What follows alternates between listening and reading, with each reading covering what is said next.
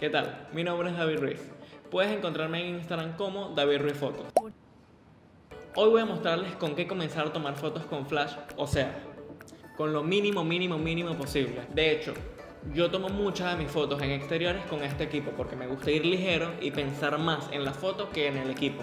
Lo único que necesitas es un speedlight y una sombrilla. Vamos.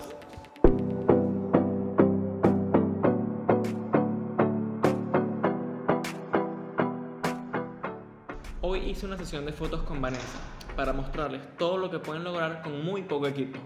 Utilicé la pared del estudio porque cuando estamos comenzando no tenemos acceso a lugares con mucho tiro para tomar la foto ni a papeles de colores. Entonces me pareció lo más realista porque casi siempre nosotros comenzamos en las salas de nuestra casa o apartamento. Así comencé yo.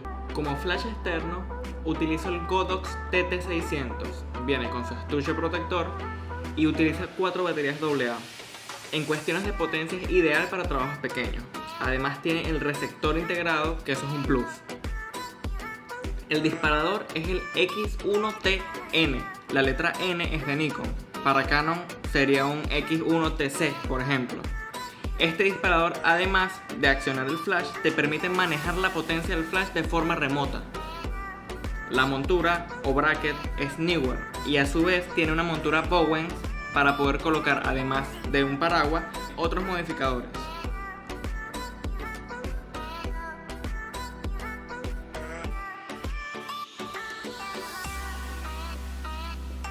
Un paral genérico de fotografía que cuesta unos $11. Este equipo no es tan pesado como para que necesitemos un paral más caro y más rígido.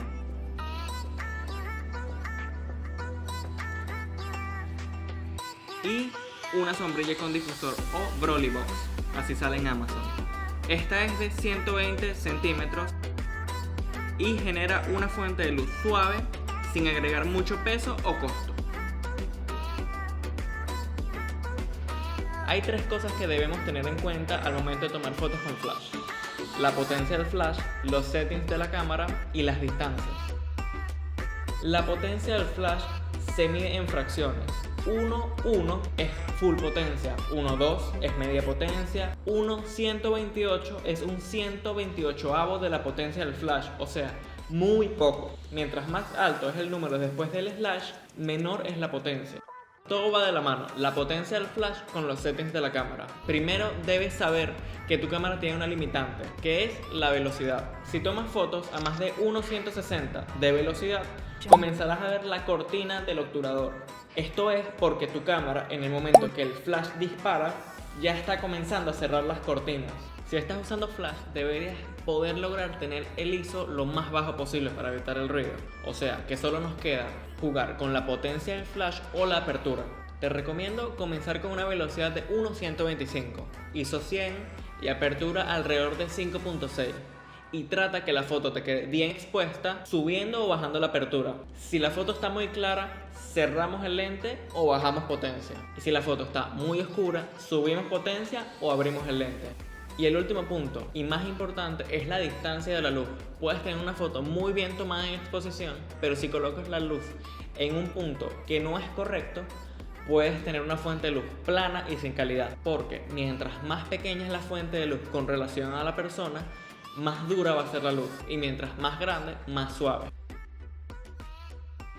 Esto no tiene nada que ver con el tamaño como tal de un modificador. Podemos tener un octavox de 2 metros, pero si lo coloco a 3 metros de distancia, en realidad yo estoy viendo un punto de luz pequeño.